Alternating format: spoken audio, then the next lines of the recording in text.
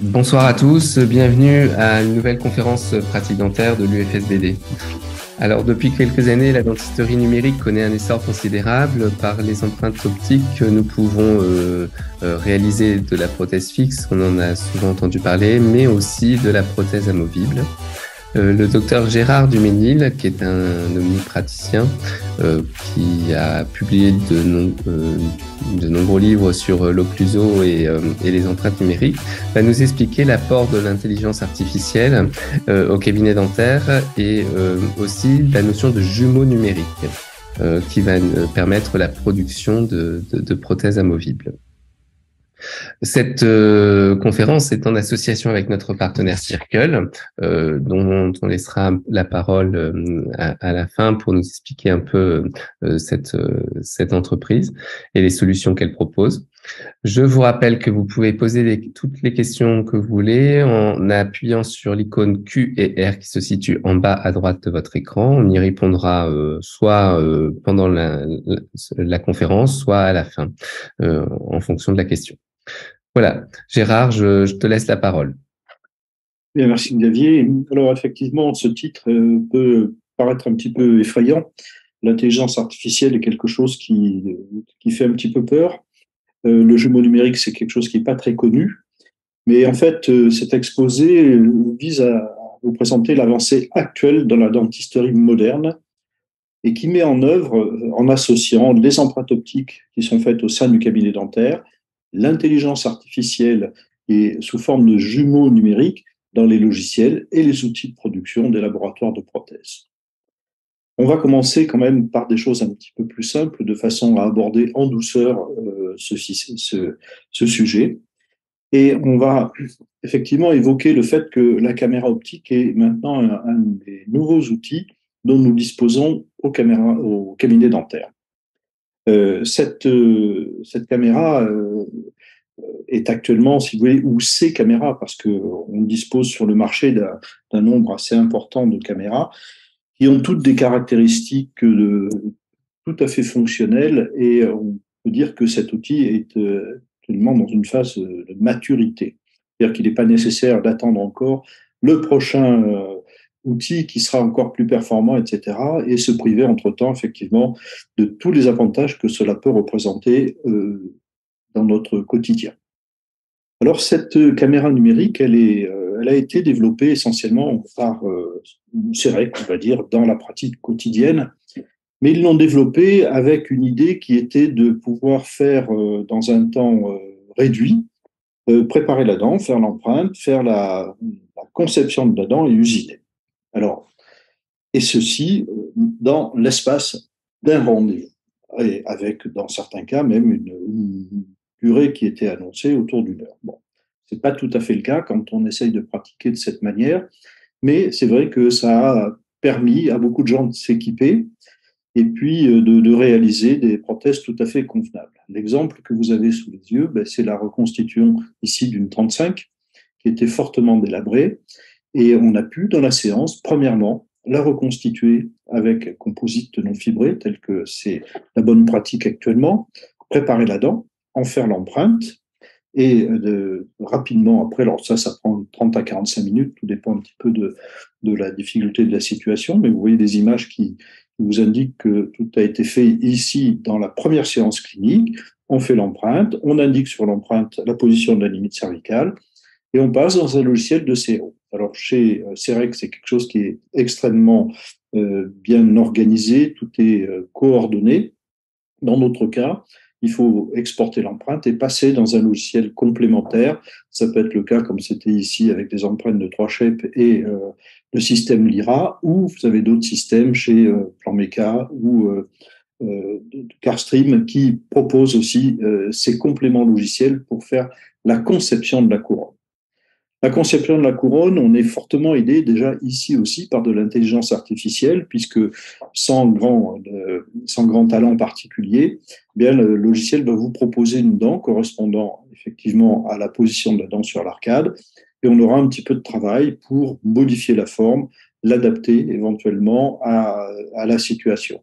Donc, il y a des outils simples de retouche qui ressemblent un petit peu quand on fait du travail d'image à des gommes ou à des outils qui permettent donc soit d'enlever de la matière, soit de rajouter jusqu'à ce qu'on ait la forme qui convienne. Puis, cette conception va être exportée. Alors ça, c'est un temps de travail qui est de l'ordre de 15 minutes, qui varie effectivement un petit peu avec l'expérience de l'opérateur. Et puis, on en fait plus à la vie, bien entendu.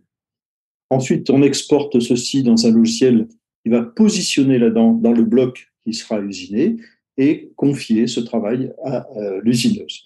Alors, l'usineuse présente des caractéristiques différentes selon les marques. Soit il y a un seul outil, soit il y a plusieurs outils, soit ça travaille sous 2, 3, 4 ou 5 axes. Effectivement, il y a des caractéristiques particulières selon les usineuses. Dans le cas de ce cas clinique, là, c'était l'usineuse Lyra. Il y a un seul outil, un outil d'ailleurs qui est à usage unique, de façon à ce qu'il n'y ait pas de problème d'usure de l'outil et donc de perte de précision au fur et à mesure. L'usinage, proprement parlé, est relativement rapide, ça va être une vingtaine de minutes. Puis une fois que c'est usiné, ben, il faut compléter la préparation de la dent, parce qu'on usine un matériau qui est assez tendre, si j'ose dire. Il va falloir lui donner ses caractéristiques finales en faisant une saltérisation, c'est-à-dire passer au four et donc monter la pièce aux alentours de 1200 degrés et puis ensuite, effectivement, la laisser refroidir gentiment. On ne peut pas la sortir tout de suite et la mettre en bouche. Donc, il y a des temps d'usinage qui sont courts, mais il y a quand même des temps morts qui sont liés au fait de préparer l'imprimante, puis ensuite de sortir la pièce, de la mettre dans le four, la maquiller, éventuellement la mettre au four, et puis attendre que ça refroidisse. Ce qui fait qu'il nous faut quand même une bonne heure et demie pour arriver quand même à ce que l'on puisse mettre la pièce en bouche, la contrôler et puis faire son assemblage, donc la fixer de manière durable, avec un résultat qui, vous le voyez à l'écran ici, quand même tout à fait convenable. Donc, ce sont des solutions qui sont intéressantes selon l'endroit où se situe le cabinet. On a des cabinets qui sont centre-ville avec des laboratoires tout proches, puis il y en a d'autres qui sont plus éloignés et qui peuvent avoir des problèmes logistiques d'empreinte. Alors, ce n'est pas au départ de l'empreinte, puisque l'empreinte numérique par Internet, mais c'est le retour où il va y avoir donc un délai lié effectivement au transporteur, etc. Donc, cette solution a séduit pas mal de praticiens, puis malheureusement, on se rend compte quand même que ça en a découragé pas mal parce qu'ils se sont rendus compte que ces étapes d'usinage, de maquillage, de sanitarisation étaient un petit peu chronophages. Alors, ça répondait aussi à des indications très particulières, c'est-à-dire des dents unitaires, des in-only, des petits boïs de 3 éléments. Et là, la conception est plus complexe. Et peu, en fait, de céréquistes, comme on peut les appeler ainsi, se sont lancés dans les bridges. Alors que dans notre exercice, eh bien, nous avons beaucoup d'autres indications. C'est dire que si on reste dans cette optique de faire l'empreinte et de fabriquer notre prothèse, eh bien, on se prive de beaucoup de choses. Alors, pourquoi ne pas faire aussi de la prothèse plus étendue, des bridges importants, des inlay corps, de la prothèse sur implant, contrôler l'occlusion avec l'empreinte optique, usiner des dents provisoires, faire des facettes, la prothèse composite. La prothèse composite, on entend par prothèse composite, c'est un cas prothétique dans lequel on aura en même temps la réalisation de couronnes, et de prothèses adjointes, et dans certains cas même avec des attachements. Dans des situations beaucoup plus complexes qui vont demander l'export des empreintes optiques vers un laboratoire partenaire qui va se charger de la conception et de la fabrication des prothèses. Et le grand oublié de l'empreinte optique, eh bien, c'est la prothèse amovible. La prothèse amovible ne semblait pas être une bonne indication de l'empreinte optique, alors que il s'avère que c'est une indication absolument fantastique parce que la caméra possède des qualités que n'ont pas les produits traditionnels d'empreinte. Alors, je vais vous montrer ici une réplique d'une empreinte qui s'est faite au niveau d'un maxillaire. Donc, c'est une arcade partiellement édentée. Cette arcade est édentée dans le secteur terminal au niveau du maxillaire, en arrière des deux prémolaires, de part et d'autre. Les dents ont été préparées avec des appuis occlusaux. On le voit dans la petite fenêtre en bas, qui est la fenêtre de capture de la caméra. Et puis, donc, on va réaliser l'empreinte complète, effectivement, du maxillaire. Donc, cette empreinte est simple à faire parce qu'on a des dents, on a des repères faciles identifiée pour la caméra, qui a besoin d'une forme bien connue. C'est toujours un petit peu plus compliqué sur la muqueuse. Donc, vous allez voir que dans certaines situations, ces systèmes de caméra s'en tirent plutôt bien. Donc, on est en train de réaliser l'empreinte de notre maxillaire. On prend soin, bien sûr, d'aller enregistrer les muqueuses. Une fois qu'on a fait la partie correspondant au secteur denté, on passe sur la partie muqueuse et on va aller chercher très simplement, eh bien, en balayant le palais, toute la forme du palais. Alors, ce qui est remarquable dans cette situation, c'est que la caméra n'exerce effectivement aucune pression sur les tissus, et elle est capable de numériser aussi correctement les parties correspondantes à des dents ou des dents préparées pour faire des couronnes et la muqueuse. Donc, on n'a pas besoin d'importantes empreintes individuelles. Et dans la séance, on va arriver à faire l'empreinte qui va nous permettre d'être envoyé au laboratoire pour réaliser la prothèse. Donc, voilà ce qu'on obtient très rapidement. Bien entendu, on a numérisé l'arcade antagoniste et l'enregistrement de l'occlusion se fait très simplement en demandant au patient de serrer les dents. On place la caméra dans le vestibule et la caméra va donc regarder les faces vestibulaires des dents du haut et du bas qui sont engrainées. Et là aussi, par un petit coup d'intelligence artificielle, eh bien, la reconnaissance de forme s'exécute et assemble très simplement les deux arcades automatiquement. Donc, on a un enregistrement de l'occlusion qui est fait. À ce stade, eh bien, il s'agit d'envoyer ces empreintes vers le laboratoire et de demander la finition de l'appareil. Et vous pouvez constater sur cette vue comparative où on voit l'appareil sur le moulage et l'appareil en bouche, l'adaptation tout à fait correcte des appuis occlusaux et des crochets que l'on ne voit pas ici en vestibulaire, mais il est étonnant. Et alors, tout le monde qui se met à l'empreinte optique pour la prothèse adjointe est absolument stupéfait de la qualité d'adaptation, à la fois au niveau des appuis occlusaux et également au niveau de la muqueuse. Vous voyez qu'il n'y a pas de hiatus du tout ici au niveau de la muqueuse, au niveau du palais. Donc très rapidement, en 2 séances finalement, on peut obtenir un appareillage amovible au niveau du maxillaire. Deuxième situation, c'est un cas d'empreinte mandibulaire. Alors, le maxillaire, on va dire qu'il est plus facile à numériser parce que sa surface palatine est texturée, ne serait-ce que dans la zone rétro-incisive, où vous avez des papilles qui sont largement visibles et bien dessinées, donc la caméra ne se perd pas là-dessus.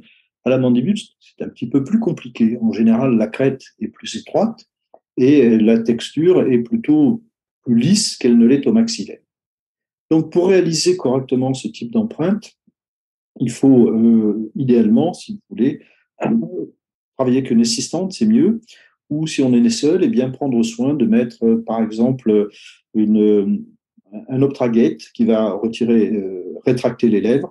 Et puis, quand on est ici, comme c'est le cas sur l'empreinte du côté gauche, eh bien, on va prendre soin d'écarter la joue et de tenir en respect la langue aussi pour qu'elle ne vienne pas s'interposer et que l'on puisse numériser la crête. Donc, vous le voyez, on part ici de la zone dentée et on se déplace lentement en direction distale où on va trouver, dans ce cas, une dent qui est encore en place. Donc, l'arcade se termine, c'est une indentation intercalaire que nous avons ici dans le secteur 4. On prend soin de bien numériser effectivement la crête et les extensions de façon à ce que l'on puisse construire une selle qui soit respectueuse des tissus mous. Dans la zone rétro-incisive aussi, bien sûr, puisque nous aurons ici une partie prothétique qui va être sans une barre linguale. On revient un petit peu du côté gauche. Alors, ce qui est très agréable avec l'empreinte optique, c'est qu'on peut, dans certains cas, s'interrompre, laisser le patient reposer et reprendre l'empreinte, pratiquement là où on s'était arrêté, en repartant d'une zone qui a déjà été numérisée. Alors ici, dans le secteur 3, eh bien, on va jusqu'à la papille rétromolaire, le trigone rétromolaire ici, et donc le numériser correctement. Donc on prend soin aussi de numériser les faces distales, des dents bordant les dentations, ou mésiales dans le cas de la 47 ici. Et en tenant la joue, il est indispensable pour réaliser une numérisation correcte de ceci qu'il n'y ait pas de partie mobile de part et d'autre de la fenêtre de numérisation de la caméra. Si on a la langue qui revient, eh bien, ça va gêner la numérisation et on ne pourra pas, comme c'est le cas ici, obtenir une empreinte, si j'ose dire, de qualité, donc un scan de qualité. Alors, on parle d'empreinte numérique, mais en fait, la caméra n'est pas un vraiment un appareil qui fait une empreinte, mais qui prend des mesures. Et si on regarde la caméra sous cet aspect, c'est-à-dire un instrument de mesure, on va voir différemment la notion de précision que l'on peut obtenir. Des instruments qui prennent des mesures très rapidement, à grande vitesse, et ces logiciels qui reconstruisent l'image que nous voyons en fait se former à l'écran. Voici donc ce cas qui a été réalisé. Des moulages ont été imprimés. Et alors, ce qui est très fort au niveau de l'empreinte optique, eh bien, c'est qu'elle se joue des contre des poules. Vous voyez que sur le devant, vous avez des dents qui sont un petit peu chevauchantes. Vous allez avoir des endroits où il y aura des surplombs. Et ça, effectivement, ça n'induit aucune déformation dans l'empreinte qui est faite, puisqu'il n'y a pas le tirage qu'il pourrait y avoir avec un matériau, voire dans certains cas des déchirements du matériau qui seraient évidemment pénalisants pour la réalisation, premièrement, d'un modèle et ensuite la conception du châssis.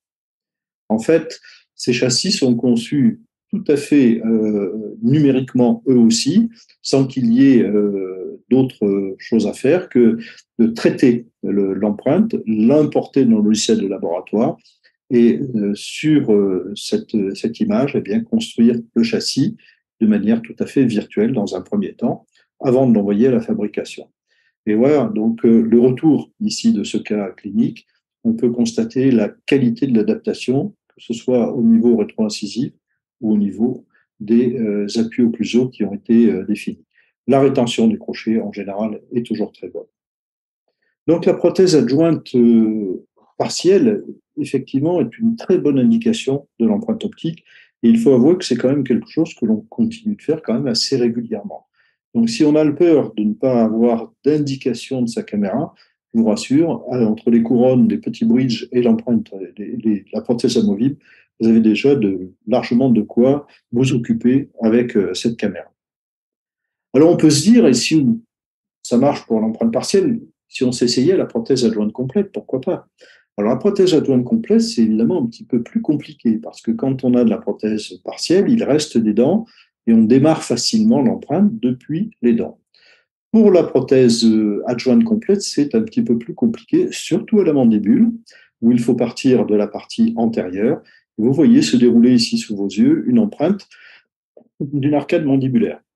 Donc, on a soigneusement écarté la langue et les joues et en balayant gentiment la surface de l'arcade, on arrive de proche en proche à cette numérisation. C'est un petit peu plus délicat que dans la prothèse partielle, puisqu'on n'a pas de repère et quand on repart, il faut toujours repartir d'une zone qui a déjà été numérisée et qui représente quelque chose de caractéristique que la caméra peut reconnaître. Ceci dit, on est quand même plutôt bien ici avec cette numérisation et vous allez voir qu'on va arriver, j'accélère un tout petit peu cette empreinte pour que ce ne soit pas trop impensable de regarder ça. C'est un petit peu plus long peut-être que pour une empreinte, mais regardez le type ici de résultat que l'on peut avoir au niveau d'une arcade mandibulaire. Vous voyez que c'est quand même extrêmement correct, on a bien nos limites périphériques, il doit être possible ici de déterminer la zone, je ne sais pas si vous voyez ma petite souris, la flèche de la souris à l'écran détermine la zone d'extension de la future prothèse. Et donc, oui, on la voit, hein, on la voit. je vois que j'ai du mal à le faire, là, c'est bon. Donc voilà pour l'empreinte mandibulaire. On est passé à l'empreinte maxillaire ensuite. Hein. L'empreinte maxillaire, plus facile à faire. Alors il y a des retraitements. Donc voilà la numérisation de l'empreinte maxillaire. Mais on se retrouve quand on a fini ça avec d'un côté l'empreinte du maxillaire, de l'autre côté l'empreinte de mandibule. Et c'est là où ça commence à coincer. C'est-à-dire que pour enregistrer l'occlusion des deux, on n'a plus aucun repère. Donc, en général, quand on fait ça, on va passer de ces images-là à des modèles. Sur les modèles, construire des bourrelets d'occlusion et reprendre le processus classique qui est de monter un articulateur, bien sûr, comme tout le monde le fait ou doit le faire, avec un arc facial, les bourrelets d'occlusion qui ont été réglés à la DVO et selon le plan d'occlusion, de façon à pouvoir positionner ces deux arcades l'une par rapport à l'autre dans l'articulateur, et donc terminer le cas comme il se doit d'une manière classique. Donc on a rompu ici, on va dire, le flux numérique complet. C'est pour ça que nous arrivons vraiment à l'intérêt de cette présentation de ce soir, c'est de trouver, de prendre les choses différemment. et puis de changer de paradigme. C'est-à-dire que jusqu'à présent, on a fait nos empreintes en bouche, on a fait nos choses tout à fait conventionnellement, et là, je vais vous proposer un regard tout à fait différent sur la situation, dans laquelle on va avoir l'action d'une intelligence artificielle un petit peu plus avancée que ce que je vous ai montré tout à l'heure au niveau de la reconnaissance de forme. L'idée est d'avoir un jumeau numérique. Alors, qu'est-ce qui est intéressant dans le fait d'avoir un jumeau numérique? C'est quelque chose auquel on pense depuis assez longtemps. Le jumeau numérique, tout le monde a imaginé pouvoir le faire, mais dans ces temps anciens, ce n'était pas passé au mieux.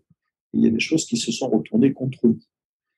Donc, évidemment, le temps a passé, la technologie a évolué, et depuis, le jumeau numérique se présente de cette manière actuelle. Alors, nous avons ici une sorte d'avatar qui représente le corps humain dans son entier. Il est issu d'un scanner complet qui a été fait sur un patient. De ce scanner, on a donc les os, on y a plaqué les muscles, on a intégré la notion d'articulation. Et pour ces articulations, leurs amplitudes limites en fonction de là où elles se trouvent, c'est-à-dire que certaines articulations ont un mouvement de rotation, une certaine amplitude, qui est variable effectivement selon le niveau où ça se trouve. Toutes ces données ont été passées dans une sorte de moulinette informatique pour déterminer des algorithmes. Et ça a été le travail de la société Anatoscope, de Alexandre Wagner et de, j'oublie son nom pour l'instant, mais ça va me revenir, qui ont travaillé là-dessus pour nous apporter quelque chose qui ressemble à ça. Donc vous voyez qu'on arrive à animer ici ce personnage dans la locomotion. Ceci est très intéressant sur le plan général. Ça permet au niveau de la chirurgie orthopédique en général de prévoir des orthèses ou de prévoir des interventions avec le remplacement de l'une ou l'autre des articulations, tout en respectant la fonction de ce patient virtuel. Alors, ce qui nous intéresse, nous, bien sûr, c'est plutôt tête et cou. Eh bien, au niveau de tête et cou, nous disposons d'exactement les mêmes possibilités. Le crâne a été reproduit. Vous reconnaissez ici les muscles masticateurs principaux, qui sont le temporal, le masséter, le ptérygoïdien interne, les ptérygoïdiens latéraux, et puis les dents. Donc, on a un avatar ici qui est la reproduction, en quelque sorte, numérique d'un patient. Et cet avatar, il est capable d'exécuter des mouvements. On lui a donc permis de réaliser des mouvements d'ouverture-fermeture, de protrusion-rétrusion, des mouvements latéraux, et il est possible, en agissant sur les curseurs, comme vous le voyez faire ici à l'écran, eh bien, d'obtenir certains mouvements particuliers qui s'intègrent donc dans des mouvements limites, mais également qui seront le cadre des mouvements fonctionnels de la mastication. Donc ce jumeau numérique, il est à disposition. Imaginez que c'est une sorte d'articulateur virtuel que le prothésiste pourra utiliser tout à l'heure pour la conception et la mise en place des dents dans les appareils. On peut également, si on le souhaite, exercer des forces en dehors de ces mouvements classiques d'ouverture-fermeture. On va pouvoir décider, en utilisant certains points d'ancrage, de créer des mouvements et d'observer à la surface des dents non seulement les impacts des dents, les points d'impact, mais également la direction des forces et leur intensité, qui s'est représentée ici par les petits vecteurs que vous voyez à la surface des dents. Donc ça, c'est très, très intéressant parce qu'en fonction des critères au plus haut que nous aurons décidés, on pourra dire, je veux positionner la dent à cet endroit, je veux que cette dent ait un contact dans tel mouvement, je ne veux pas qu'elle ait des contacts dans ce type de mouvement. Donc, ça va permettre, lors de la conception de l'appareil, de positionner correctement les dents et d'ajuster, dans certains cas, la surface occlusale de ces dents pour qu'elles répondent à nos critères que nous avons définis. Donc voilà, c'est ce qui se passe en dessous. Ça, vous voyez une vue un petit peu plus moderne là, de la représentation. Vous voyez qu'ici, on a positionné des dents, qu'on obtient un mouvement ici de propulsion, des mouvements de latéralité. Et vous devinez ces petits points colorés qui sont à la surface des dents qui indiquent où se situent les points de contact et les trajets dans les différents mouvements. Voilà donc l'aspect théorique de ce jumeau numérique. Comment allons-nous pouvoir utiliser cela dans un cas prothétique? bien, c'est ce que je vous propose maintenant de découvrir au travers un projet prothétique qui a été réalisé sur une patiente. Il s'agit d'une prothèse adjointe complète au maxillaire et d'une prothèse adjointe partielle à la mandibule. Cette patiente était munie d'un appareil qui était en fin de parcours, en quelque sorte, qui a été reconditionné à la fois sur le plan tissulaire par les matériaux convenables, de façon à redéfinir une surface de sustentation correcte. On a correctement délimité les bords, et également le plan d'occlusion, de façon à ce que l'on puisse définir une dimension verticale d'occlusion fonctionnelle. Et c'est testé donc pendant quelques temps. Donc cette patiente est munie de cet appareil. Vous voyez que la mandibule a donc une arcade partiellement édentée. Eh bien, plutôt que, si on regarde, si vous voulez, dans le cadre d'une méthode conventionnelle, un traitement de ce type représente quand même beaucoup d'étapes. Dans la méthode conventionnelle, on va donc faire une empreinte préliminaire, demander au labo la confection de PUI, réaliser l'empreinte secondaire, envoyer au labo pour la maquette d'occlusion, revenir au cabinet pour enregistrer l'occlusion et faire le montage en articulateur. On va demander au labo le montage des dents antérieures pour pouvoir valider l'aspect esthétique. On fait l'essayage donc des antérieurs et on réenregistre l'occlusion. Et puis, on redemande au labo le montage complet qu'on peut essayer à nouveau jusqu'à la polymérisation et la mise en œuvre. C'est quand même 7 ou 8 étapes qui sont nécessaires pour ça. Et bien, avec la solution proposée et appliquée par Circle, nous allons complètement révolutionner cette situation. D'abord en ne faisant pas l'empreinte en bouche, mais en utilisant l'appareil pour faire l'empreinte. Et vous allez voir de quelle manière ça se produit. Donc, nous allons réaliser la numérisation de l'appareil, ce qui est beaucoup plus simple que d'aller faire l'empreinte en bouche. Pour cela, on sort l'appareil de la bouche et on va le numériser sur ses deux faces, c'est-à-dire au niveau des dents, de l'extrado, et au niveau de l'appui sur la muqueuse, c'est-à-dire l'intrado. Petit détail ici, vous voyez qu'on utilise des gants verts. Alors, ces gants verts ont été reconnus par la caméra et on a déterminé dans la caméra une teinte d'exclusion. C'est-à-dire qu'on a dit à la caméra, quand il y a cette couleur, tu ne la regardes pas, tu ne la vois pas. Ce qui permet, lorsque l'on tient l'appareil, bien que la caméra ne voit pas les doigts en train de tenir l'appareil, donc ça facilite les manipulations, ainsi qu'en bouche d'ailleurs, quand on a besoin d'écarter la joue avec les gants, eh bien, écoutez, ça ne voit pas les gants. Ça, c'est une petite disposition qui est propre à la caméra Midit et qu'on ne retrouve pas forcément dans d'autres systèmes. C'est très pratique. Donc, on numérise. Voilà, ici, vous avez la réplique de la numérisation de l'intrado de l'appareil maxillaire. On va donc balader la caméra sur la surface de l'intrado et récupérer légèrement un tout petit peu du joint périphérique en faisant tout ce qui est cet intrado. Il est très important d'avoir un tout petit peu de joint périphérique et bien sûr de numériser l'ensemble du palais. C'est beaucoup plus confortable qu'en bouche, que évidemment le patient n'a pas à subir la caméra, on n'a pas la difficulté d'écarter les joues, donc c'est extrêmement simple. Dans la même empreinte, c'est-à-dire dans la même séquence, on va repartir depuis le joint périphérique et on va descendre vers les dents de façon en quelque sorte à compléter cette numérisation.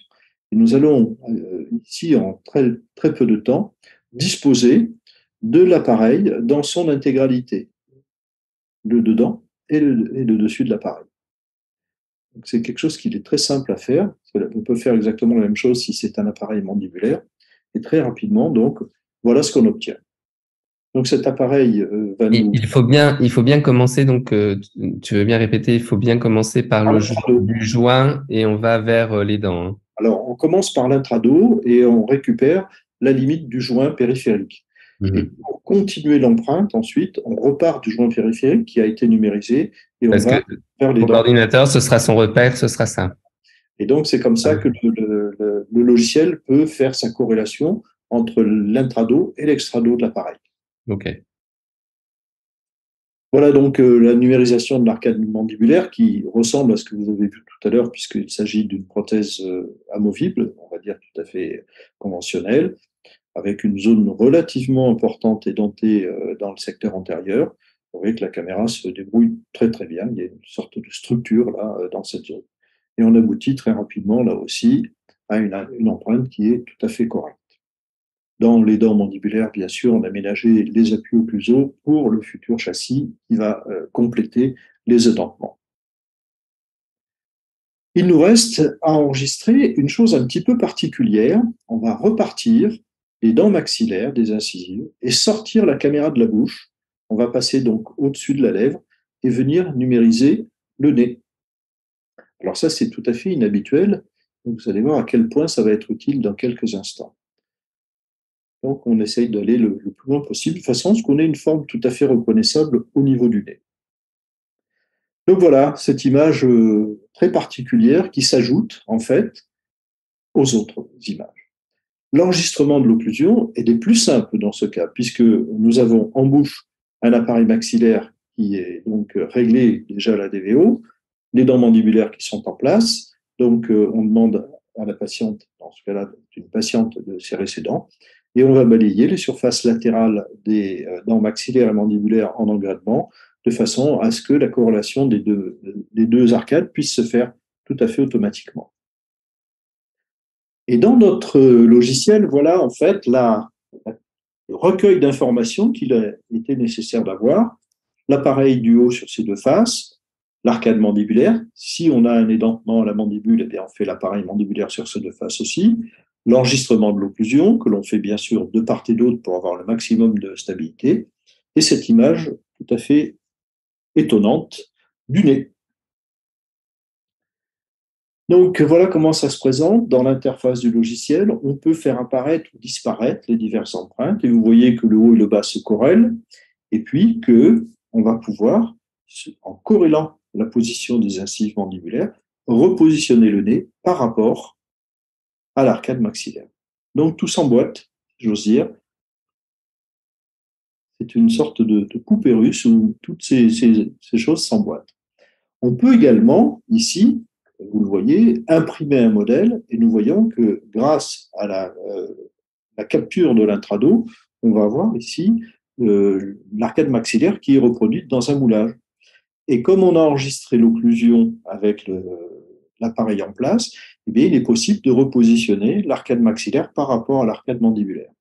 Et si on le souhaite, on peut, dès ce stade, passer, je dirais, à une prothèse tout à fait conventionnelle en envoyant ces images au labo. Vous voyez qu'il est capable de refaire des modèles qui seront positionnés dans la bonne relation intermaxillaire. Mais ce n'est pas pour ça que vous êtes là à m'écouter. Je ne vous vois pas, mais j'espère que vous êtes nombreux et que je ne vous barbe pas trop avec mon discours. Donc, on va voir les choses différemment. Donc, on a cette possibilité. Mais ce que nous allons faire maintenant, c'est d'utiliser cet avatar qui existe dans le logiciel du laboratoire. Et donc, on va lui plaquer les données du patient. Donc, nous allons réaliser un scan facial. Ici, c'est Alexandre Forest de la société Circle qui utilise un petit scan facial. Ce petit appareil, c'est le RevoPoint. Et vous voyez que cet appareil permet la numérisation du visage de la patiente. Alors, on la munisse d'une Charlotte parce que c'est vrai que cet appareil ne se débrouille pas très bien au niveau des cheveux.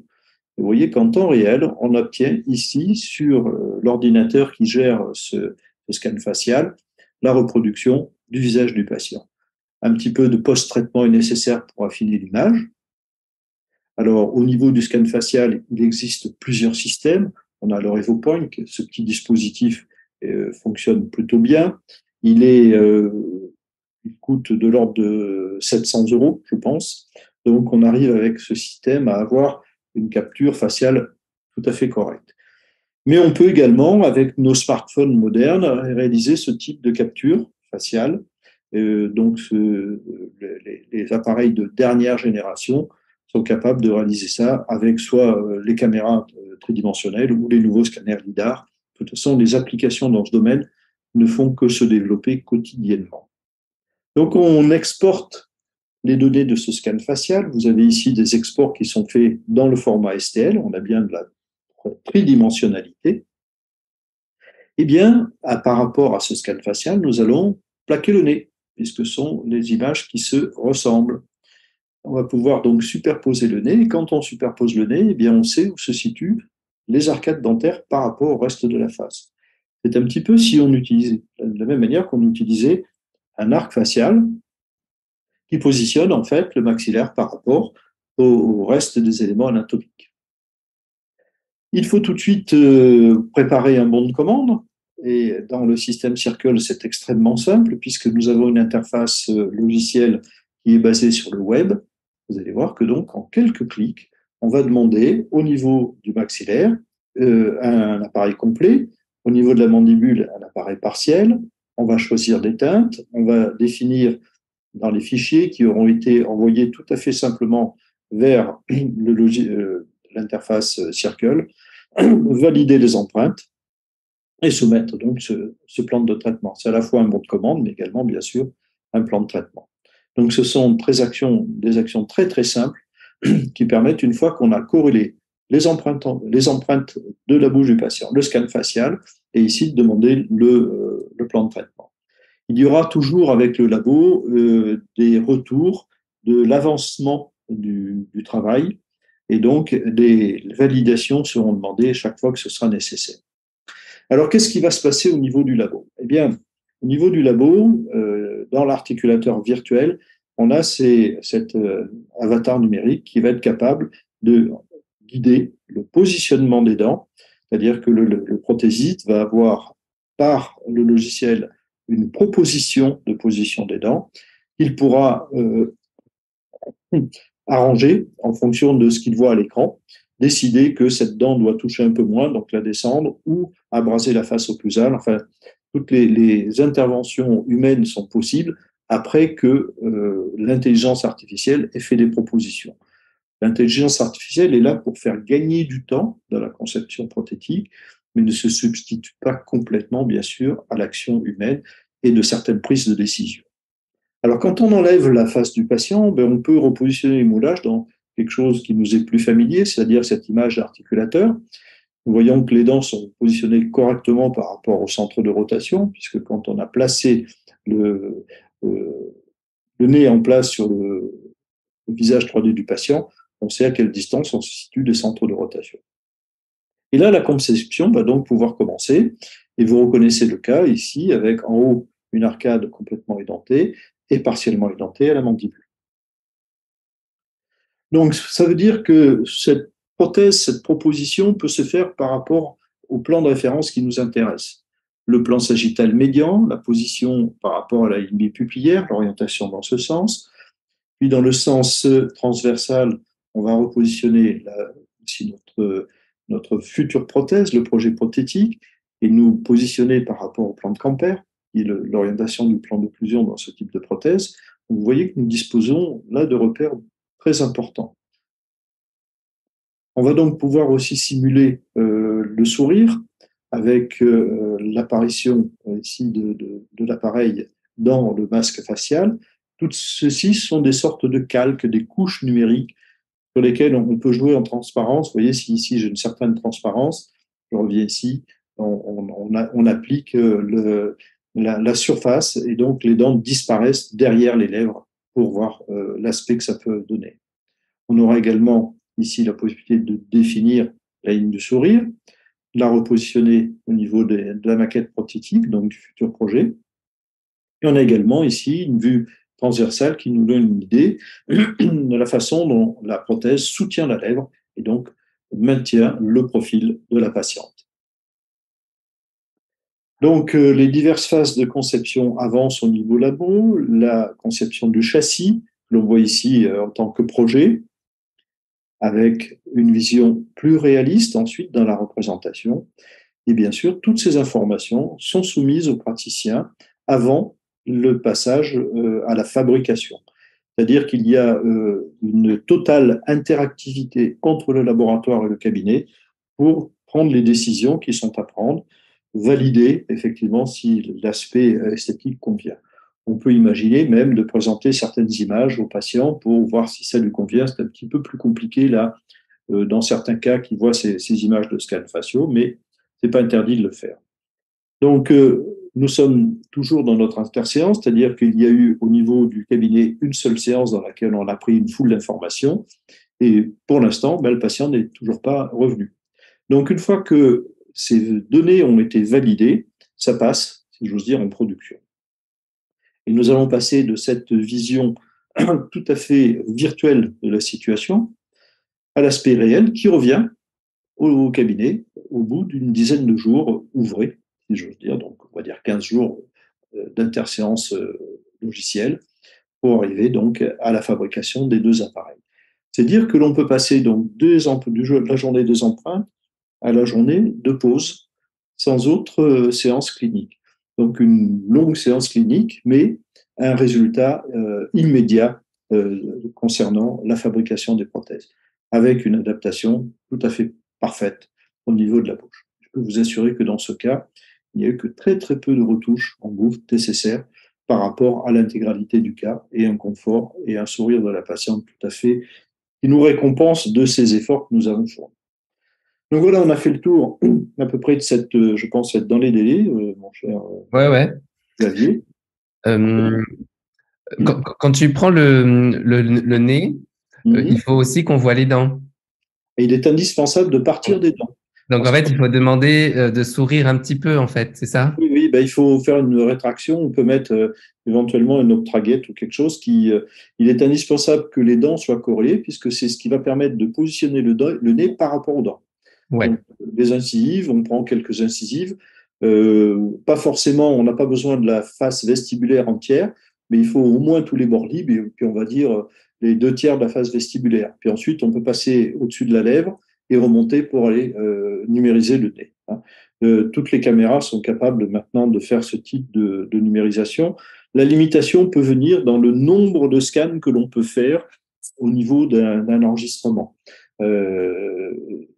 Certains systèmes limitent le haut, le bas et l'occlusion. Et la numérisation on va dire, du scan facial n'est pas forcément incluse. Donc, il faut s'en assurer auprès des gens qui vendent des caméras si ces dispositions sont possibles. Ok. Il y avait une question concernant s'il y a l'appareil est usé, donc du coup qu'on a une erreur de DVO. Est-ce que en fait c'est au laboratoire qu'on la corrige en augmentant, ou est-ce que on peut aussi essayer d'augmenter un petit peu la DVO en bouche via un système de cale, et après pour considérer que c'est la bonne hauteur, et après pouvoir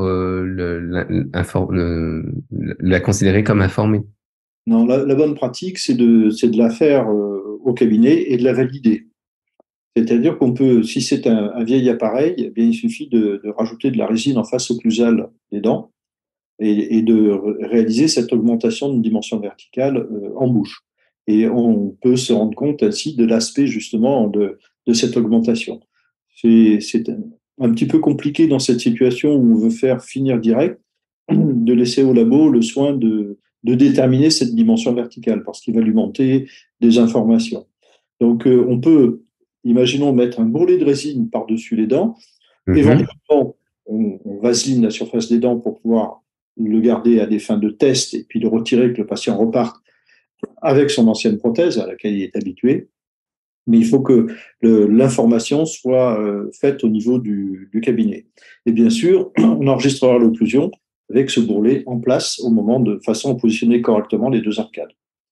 Et le reconditionnement tissulaire aussi peut se faire évidemment dans la vieille prothèse, comme on a toujours fait des fois pour améliorer la stabilité. Et le jour de l'empreinte, eh bien, on demande aux patients de venir sans adhésif parce que s'il y a la présence d'adhésif dans l'intrado de l'appareil, on aura évidemment un scan de très mauvaise qualité. Donc, il faut que l'ancienne prothèse soit, on va dire, confortable, qu'on ait défini les insertions musculaires, qu'il n'y ait pas de décrochement de l'appareil au moment où c'est un petit peu comme si on faisait une empreinte secondaire avec l'appareil, de transformer l'appareil en une sorte de porte-empreinte individuelle, notre empreinte avec, et ensuite on rétablit la dimension verticale d'occlusion. En général, quand on surélève l'occlusion, on a tendance à faire reculer la mandibule. Parce que très souvent, dans ces situations, on a des progrissements liés à la perte de dimension verticale. Le patient part en avant. Donc, il faut rétablir cette dimension verticale en bouche avant de procéder à ces empreintes. D'accord. Et il y a une question, l'enregistrement se fait en relation centrée? Alors, c'est la relation centrée, effectivement, qui est la position de choix. C'est une position qui va se déterminer quasiment automatiquement par le patient. À partir du moment où il sera resté, l'idéal, c'est de lui laisser ses cales en bouche un certain temps pour s'assurer qu'il ait bien cette dimension verticale d'occlusion. Et on va, alors la relation centrée, sa définition classique est assez rigide, si j'ose dire. En fait, sur des patients qui sont porteurs de ce genre de prothèse, on a du mal à imaginer que l'ATM a gardé tous ces critères de jeunesse. Mhm. Donc, on va avoir une ATM, on va parler de relations articulaires stabilisées. Mais effectivement, il faut faire en sorte que le patient soit dans une situation où les ATM soient centrés dans le sens, dans le plan frontal et centrés dans le plan sagittal aussi. Donc, c'est souvent une position reculée, pas qu'il soit en proglissement. Donc, il y a des petits réglages à faire avant, de préparation, de rétablissement de la DVO, de la relation intermaxillaire et puis de la partie tissulaire, qui intéresse une ou les deux arcades. Il faut faire sur les deux arcades. Très bien. Il y a une autre question. Quid des épaisseurs de résine lors des suctions ou des mouvements avec insertion frénale et la propulsion due à l'usure? Ça fait plusieurs questions. Ça. Ouais. Alors, les épaisseurs de résine avec les insertions frénales, ben, si ce sont des matériaux, de toute façon, qui sont des matériaux d'empreinte lente, c'est des matériaux de conditionnement tissulaire qu'on met en place. Hein. Ça peut être du fil de Kerr, ça peut être du viscogel. Viscogel est un peu embêtant parce qu'il est transparent et donc on aura du mal à scanner dessus. Ça pourrait indiquer de devoir le poudrer pour pouvoir faire l'empreinte de l'aspect intrado de la prothèse. Donc, on peut tout à fait faire une empreinte, même éventuellement avec le plastique, hein, qu'on ne laissera pas en bouche, mais faire une empreinte secondaire et scanner ceci, hein, qui est tout à fait correct pour pouvoir réaliser une empreinte qui convienne. On est là, bien sûr, dans l'idée de repartir d'informations qui ont été validées pour se dire, voilà, cet appareil, il tient dans cette situation, il est bien adapté, il est stable, c'est pour ça que je vais le reproduire. Ensuite, les épaisseurs de résine et le proglissement, c'est ça qu'il y avait. Ouais. Question. Alors, si on met des cales et qu'on oriente correctement ces cales, le patient aura tendance à repartir vers l'arrière, parce que c'est beaucoup moins fatigant. La relation centrée n'est pas une position qui est position forcée. C'est une position qui est confortable, qui permet à l'articulation de pouvoir redévelopper justement des mouvements vers l'avant. Parce qu'avec l'usure des appareils, plus ça va, plus le patient part en avant. Et quand il positionne cette mandibule en avant, eh bien, ça va être beaucoup de travail au niveau des ptérygoniens latéraux qui sont chargés de protracter la mandibule. Donc, c'est plutôt fatigant, ça. En même temps que Mais dès qu'on réouvre l'occlusion, ben, le patient, il repart naturellement vers l'arrière. On peut imaginer un petit guidage dans cette situation, pour ceux qui savent le faire, manipuler la mandibule en relation centrée. Il faut pour ça que les bases soient bien stables au moment de cet enregistrement de l'occlusion. Et à ce stade, on peut imaginer aussi d'utiliser de l'adhésif pour que les bases soient le plus stables possible. Mais là, je dirais que c'est presque un autre débat et on n'aura pas assez du temps imparti dans ce webinaire pour développer tous ces aspects-là qui sont un petit peu plus, je dirais, de la prothèse adjointe complète conventionnelle. Un spectateur dit que son téléphone peut scanner un visage. Est-ce que donc via ce logiciel ou cette application, est-ce que on peut l'utiliser? Oui, bien sûr. Si on peut exporter il faut qu'il puisse exporter son visage, le scan du visage. Le logiciel circule et ça, Romain pourra nous en dire un petit peu plus. Ouais, on va lui donner la parole. Une série de fichiers. Ok. Et une question encore, comment faire des empreintes fonctionnelles si on n'a pas les anciennes prothèses? C'est ce que tu as montré un peu au début, non?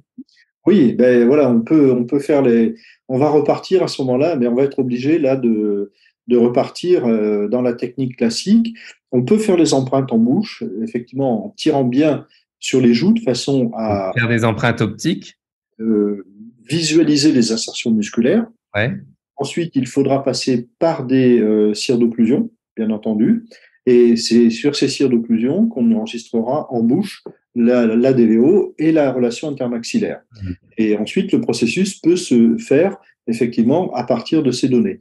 Mais on va être obligé à un moment donné de construire des bourrelets d'occlusion pour enregistrer la relation intermaxillaire. C'est pas possible de la situer s'il n'y a rien entre les deux arcades. C'est impossible de déterminer une DVO, que le patient la maintienne le temps du scan. Et puis il va y avoir la langue qui va se mettre au milieu et il n'y a pas assez de repères à ce moment-là pour réaliser ça. Alors sur les cires d'occlusion, on prendra soin de mettre des repères qui peuvent être de la cire de couleur, qui peuvent être des petits points. On peut mettre des billes dans la partie latérale de façon à ce que la caméra en connaisse bien ce qui appartient en haut et ce qui appartient en bas, de façon à ce qu'elle puisse enregistrer cette relation entre les. Si la cire est lisse, la caméra aura beaucoup de mal à enregistrer la position sur la cire, donc il faut qu'elle soit texturée. On peut imaginer d'utiliser, par exemple, des grilles issues des châssis de stélite qu'on peut faire couler, ce qui nous donne des formes extrêmement reconnaissables. C'est une petite grille qui va être mise contre la résine. Il faut qu'elle soit différente en haut et en bas et qu'elle soit différente à gauche et à droite, de façon à ce que la caméra se repère facilement. Et ça, c'est des formes géométriques que la caméra est capable de reconnaître très simplement. Très bien. Alors, on a avec nous un représentant de la société Circle. Donc, Gérard, tu nous as montré, on a vu des diapos de Circle. Mais est-ce que Romain, qui représente la société, peut nous donner plus d'aspects sur les solutions que offre Circle? J'arrête mon partage d'écran de façon à ce qu'il puisse. Voilà. C'est bon. Alors, Romain, on t'écoute. Bon, vous m'entendez? Ouais. Bonsoir. Donc du coup, oui, je suis Romain Sirex. Donc je suis à la fois, je fais partie des cofondateurs de Circle et en même temps des cofondateurs de Fox 3D. Je vous expliquerai après vraiment en quoi consistent les deux. Ce qu'il faut retenir grosso modo de Circle, c'est une solution globale qui permet de traiter tout type de prothèse et notamment la jointe en 2 rendez-vous. Comment ça fonctionne? On le décompose en plusieurs slots. On va avoir une partie qui est chez les praticiens, c'est-à-dire que c'est une interface qu'on met à disposition, que c'est ce que vous avez sous les yeux avec le partage d'écran. L'interface qui va nous permettre de transmettre l'information, mais pas uniquement de transmettre, c'est aussi un outil d'accompagnement des praticiens. Le digital, comme l'a très bien dit Gérard, c'est un gros changement dans les cabinets. Et du coup, on a besoin de guider sur tout ce qui est protocole. Et on se rend compte que dans les questions qui ont été posées juste avant, il y en a beaucoup qui sont relatives à des protocoles d'empreinte et comment aborder un patient quand on est dans une situation d'adjointe pour laquelle on avait plusieurs rendez-vous, comment on peut arriver à gérer ça avec une caméra. Dans cette interface, on a intégré ce qu'on appelle, nous, des protocoles qui sont là pour guider les praticiens en fonction de la situation qu'ils ont remplie. Je vous montrerai tout ça. On va remplir une situation patient et donc quelque part une commande de produit. Et en fonction de ça, on va établir un protocole qui va permettre de guider sur le type d'empreinte dont on a besoin. Donc ça, c'est tout ce qui est, on va dire, sur l'interface. Les principaux leitmotivs à ce niveau-là, c'était vraiment d'avoir un outil qui soit à la fois particulièrement ergonomique, mais qui accompagne les praticiens sur le fait de nous donner toute la bonne information et en même temps en ayant toutes les libertés dont on a besoin quand on est au fauteuil, quand on a des patients à gérer, pour pouvoir avoir le produit et la commande qui correspondent totalement à son patient. Ça, c'est la première partie. La seconde, Gérard vous en a beaucoup parlé, c'est toute la partie conception, où on a un outil qui est très, très particulier, qui est sur une base d'intelligence artificielle. Donc, vous l'avez vu, le jumeau numérique. Grosso modo, on va aller se puiser sur les micro-informations qu'on a dans une bouche avec votre empreinte optique pour recréer de l'information, donc typiquement de l'ossature, de la musculature, et les mettre en fonction. Et ça, c'est quand même un point qui est assez génial et qui est l'essence même de tout notre process. C'est ce côté intelligence poussée au maximum dans la conception, mais en même temps qui laisse toute la place au prothésiste qui est derrière l'écran pour exprimer son expérience, venir modifier les montages, venir adapter. Voilà, le maître mot à ce niveau-là, c'est vraiment, je pense, l'efficience de l'outil. Et après, on a une dernière brique qui est, je vous ai parlé tout à l'heure de Fox 3D, donc qui est la partie production. Parce que une fois qu'on a conçu, c'est bien, mais il faut être capable de produire. On a un outil de conception qui est extrêmement puissant, qui nous permet de concevoir en 100% sur mesure. Donc, tout est sur mesure. Contrairement à la prothèse amovible standard où on va utiliser de la dent du commerce, que le prothésiste va venir modifier, nous, toutes les dents vont être produites sur mesure, enfin conçues sur mesure, donc il faut les produire. Le châssis, lui aussi doit être produit avec une problématique qui est particulière, c'est qu'on sait qu'on a une conception qui est bonne et qu'on veut la reproduire le plus fidèlement possible.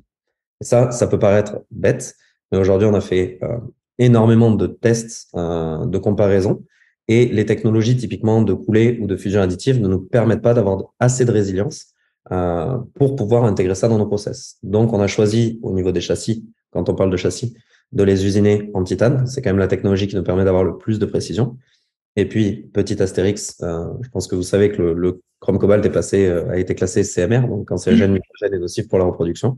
Donc, quitte à utiliser une technologie qui nous le permet, on a basculé plutôt sur du titane, sur tous ces produits-là. Donc voilà. Et ensuite, une impression 3D de moule qui nous permet d'assembler la prothèse.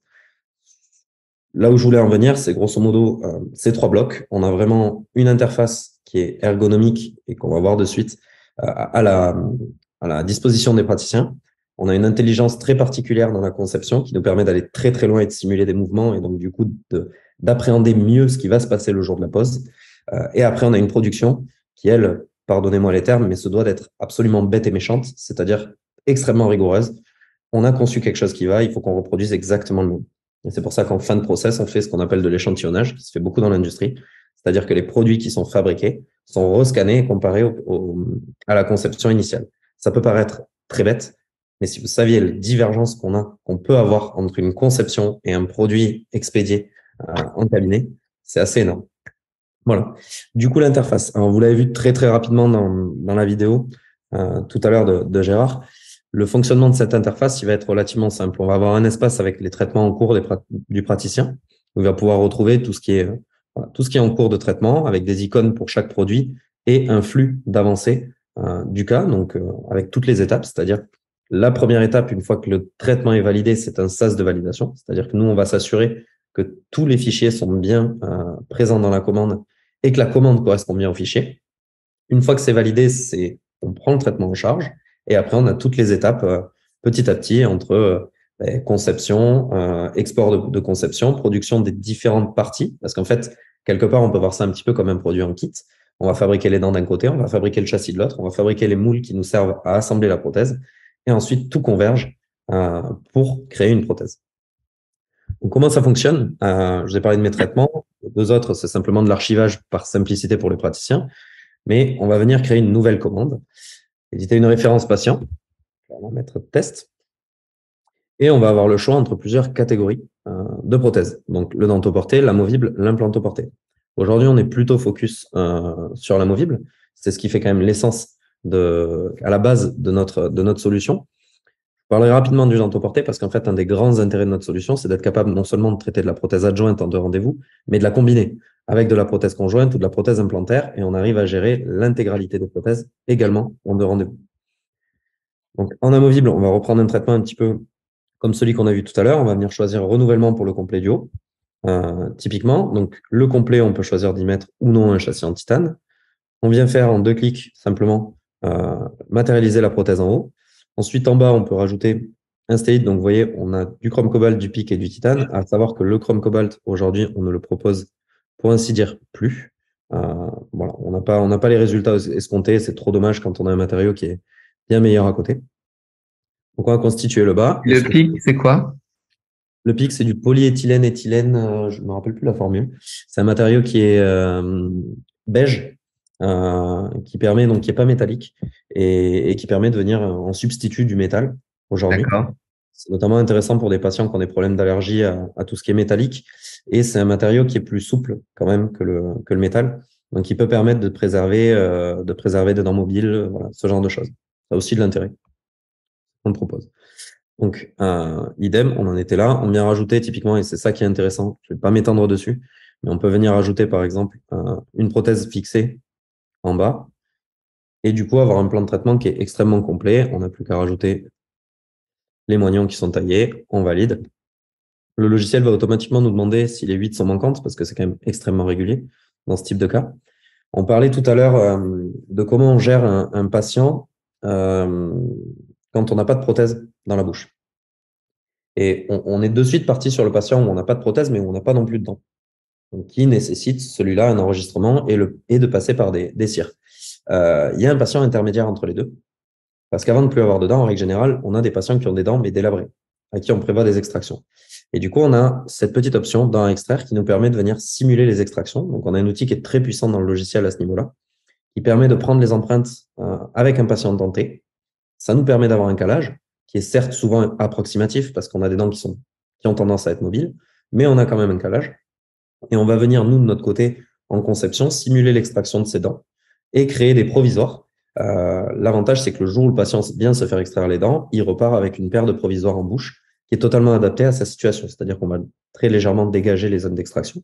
C'est un petit peu ce qu'on peut proposer en implantoporté aujourd'hui avec la mise en charge immédiate, si ce n'est que là, on est en adjointe et que ça fonctionne tout aussi bien. Là, c'est pas le cas. On peut en rajouter typiquement, dire que les 7 sont encore en bouche et que le jour de la pause, on a prévu de les extraire. Donc, on va valider et ensuite, on a tout ce qui est option. Donc, vous voyez, l'interface est voulue pour être le plus ergonomique possible. Donc, il y a des étapes qu'on saute volontairement sur lesquelles on peut retourner manuellement. Typiquement, la structure, c'est quand même assez rare de faire des contreplaques, de faire des dents pleines. Malgré tout, on a ces options-là. On va renseigner une forme de dent et ensuite une teinte, avec la possibilité vraiment de me séparer, c'est-à-dire d'aller sur du plus clair, par exemple, sur l'arcade du haut. Voilà, c'est là où je parlais tout à l'heure d'une malléabilité assez énorme dans les choix de commande. Par contre, on normalise le plan de traitement et ça, c'est extrêmement important. Aujourd'hui, ce qui fait que notre interface a du sens, une des raisons qui fait que notre interface a du sens par rapport aux interfaces de caméra que tous les praticiens qui ont des caméras ont, c'est le fait vraiment de guider sur l'information dont on a besoin et ensuite de proposer un protocole afférent. Ça peut paraître tout bête, mais côté laboratoire, quand on a 15 praticiens, oui, pour marquer une quinzaine de marques de caméras, qui travaillent avec 15 caméras différentes, on a 15 interfaces totalement différentes qui ne guident pas les praticiens, c'est-à-dire qu'on passe nos journées à rappeler les praticiens ou surtout les assistantes pour avoir l'information qui nous manque en labo. Là, l'avantage, c'est que l'information, elle ne manque pas puisque tout est guidé. Vous voyez, typiquement, donc, on a fait notre plan de traitement. On arrive au moment de déposer les fichiers et la dépose des fichiers. Le protocole est établi où on vient parler du compléo qui est rebasé. Donc, il faut venir ajouter un compléo rebasé. On va avoir l'arcade inférieure en scan intrabuccal, comme on l'a vu tout à l'heure, et une clé d'occlusion entre ces deux prothèses. Donc, on a un cloud dans lequel les fichiers sont stockés. On vient simplement les ajouter. Ici, vous voyez qu'on a, c'est sûrement pas les fichiers. Donc, on a un fichier d'empreinte bas, un petit viewer et idem, un fichier, un second fichier. Donc, en haut, c'est pas les fichiers qui correspondent au cas, hein, c'est simplement pour avoir un exemple. On va venir labelliser nos fichiers en disant simplement, ben, celui-ci, c'est l'arcade inférieure, l'autre, c'est le haut. Et vous voyez que dans la liste, on va avoir tous les fichiers dont nous parlait tout à l'heure Gérard, c'est-à-dire le face scan, le scan du nez, des lèvres et des dents, la possibilité de linker aussi des images, hein, malgré tout, ça peut servir. La grosse différence qu'on va avoir entre une image, une photo et un scan face, c'est que la photo, on la met sur un écran à côté pour s'en inspirer. Le scan face, on l'intègre dans le logiciel de conception et on ne conçoit plus, c'est le rêve, je pense, de tous les prothésistes, on ne conçoit plus sur des empreintes, on conçoit sur un patient. Et c'est ce qui nous permet vraiment d'aller maximiser l'aspect esthétique. Et c'est là où je parlais tout à l'heure de donner la possibilité au prothésiste de vraiment exprimer au maximum son expérience, son savoir-faire et sa sensibilité esthétique. Parce que derrière, on a un outil qui nous permet, au niveau occlusal, d'être certain que tout va bien. Et on a des garde-fous. Et c'est ce qui permet aujourd'hui d'assurer la livraison des prothèses en 2 rendez-vous. Hormis donc les complets où on a besoin de base dure, de cire sur base dure. Tous les autres produits sont livrés en une prise d'empreinte, une pose. Et aujourd'hui, on a des taux, c'est des statistiques pures et dures. On est entre 99,6 et 99,7% des produits qui sont posés en 2 rendez-vous. C'est de la statistique toute bête. Un laboratoire de prothèses en moyenne, pour être dans ce milieu-là depuis un petit moment, un laboratoire de prothèses en moyenne va tourner entre 5 et 10%. Peut-être même plus sur de la prothèse adjointe, malgré des rendez-vous d'essayage. Donc voilà, nos outils nous permettent aujourd'hui de garantir vraiment aux praticiens, j'aurais tendance à dire de la sérénité. C'est peut-être ce qu'il y a de plus important, c'est de se dire, voilà, votre problématique en tant que praticien, c'est de traiter vos patients, de le faire le plus simplement possible. La plupart du temps, moi, pour avoir beaucoup de contacts avec les praticiens, ce qui en ressort, c'est la prothèse fixe, la prothèse implantaire, ça donne envie à tout le monde. La prothèse amovible, c'est tellement compliqué et chronophage que la plupart des praticiens essaient, ou du moins espèrent, ne pas en avoir trop. Là, on a une solution. Le but de cette solution, c'était en fait de traiter la prothèse amovible exactement comme on traite la prothèse fixe. On fait une empreinte, on pose une couronne. On fait une empreinte, on pose un châssis ou un complet. Voilà un petit peu je veux dire sur l'aspect général. À retenir que côté praticien, on a un scan. Enfin, on planifie son traitement, comme je viens de le faire. On scanne, on envoie tout, et derrière, on a uniquement une pose à gérer, avec soit pas de retouches, soit des retouches extrêmement mineures occlusales, parce qu'une intelligence artificielle ne peut pas tout prévoir. On a aujourd'hui, je reviens sur des statistiques, on a entre 80 et 90% de l'information de la simulation de mastication qui est vérifiée, qui est bonne, et 10 à 20% d'erreurs. Donc, c'est pas en nombre de cas, c'est sur un cas, on va avoir 80 à 90% de l'information qui est bonne au niveau des trajectoires de la mandibule. Ça nous permet déjà de s'émanciper d'énormément de problèmes et c'est ce qui fait qu'aujourd'hui, on a cette capacité à accompagner les praticiens dans les traitements de manière simple et de manière, je vais pas dire ludique, mais au moins efficiente. Voilà pour ma part. Merci beaucoup. Donc en fait, on est motivé. Là, on voit bien que c'est personnalisable, que on a un gain de temps, que ça se fait en 2 séances. Donc si je suis intéressé, en fait, je retourne vers mon prothésiste ou je retourne vers Circle ou comment on joint Circle? Alors, très bonne question, justement. Je vais revenir j'en ai parlé au début et finalement, je l'ai pas expliqué. Donc, j'ai une double casquette. Je suis à la fois Circle, je suis partie des cofondateurs, et Fox 3D. Fox 3D, qu'est-ce que c'est? C'est le partner lab. Donc, c'est le laboratoire partenaire de Circle. Historiquement, on a démarré l'histoire en ouvrant Circle à beaucoup de laboratoires. C'est, pour être un petit peu honnête, pris les pieds dans le tapis. Parce qu'on a des process, et c'est ce dont je parlais tout à l'heure, c'est-à-dire qu'on avait des conceptions qui étaient bonnes, mais des productions qui étaient aléatoires.